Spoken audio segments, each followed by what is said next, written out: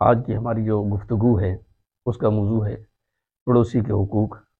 اور پڑوسی جو ہے نا وہ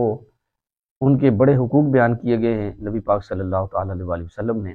ایک حدیث مبارکہ ہے، حضور نبی کریم صلی اللہ علیہ وسلم نے ارشاد فرمایا، لا یؤمن عبد لا یأمن جارہ بوائقہ۔ حضور نبی کریم صلی اللہ علیہ وسلم نے ارشاد فرمایا، وہ بندہ کامل مومن نہیں جس کا پڑوسی اس کے شر سے محفوظ نہیں، یعنی اس کا ایمان مکمل نہیں کہ جس کے شر سے اس کا پڑوس والا محفوظ نہیں، چاہے اس کے ہاتھ سے محفوظ نہیں، اس کی زبان سے محفوظ نہیں۔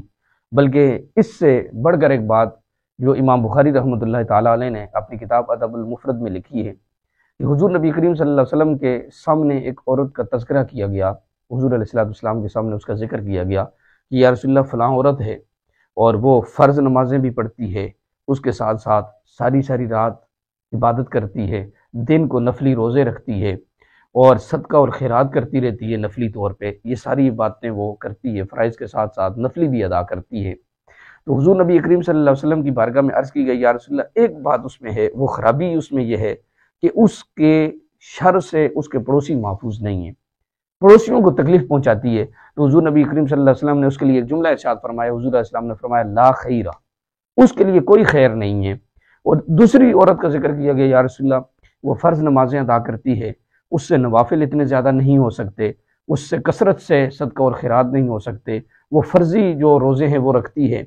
فرضی جو نمازیں ہیں وہ پڑھتی ہے، اس کے علاوہ دیگر نوافل اس سے اتنی کثرت سے ادا نہیں ہوتے، لیکن یا رسول اللہ اس کے شر سے اس کے پڑوسی محفوظ ہیں، وہ ایک پنیر کا ٹکڑا بھی صدقہ اور خیرات کر دیتی ہے اور اس کے اپنے پڑوسیوں کا خیال رکھتی ہے۔ حضور نبی کریم صلی اللہ علیہ وسلم نے ارشاد فرمایا، ہی من اہل الجنت، یہ عورت جنتیوں میں سے ہے، یہ جنت ہے۔ تو سامعین و حاضرین، پتہ چلا کہ پڑوسی کو تکلیف دینا، اس کو کسی قسم کی ایذا دینا، یہ ادھر نمازیں بھی ہوں اور پڑوسی بھی محفوظ نہ ہو تو ایسی نمازوں کا بھی کوئی فائدہ نہیں، اور بندہ وہ فرائض ہی ادا کرتا رہے لیکن اس کے پڑوسی اس سے خوش ہوں تو اللہ کے محبوب اس سے خوش ہیں، اور پھر اللہ تبارک و تعالیٰ اپنے فضل سے اس کو جنت عطا فرمائے گا۔ اللہ تعالیٰ ہم سب کو عمل کی توفیق عطا فرمائے۔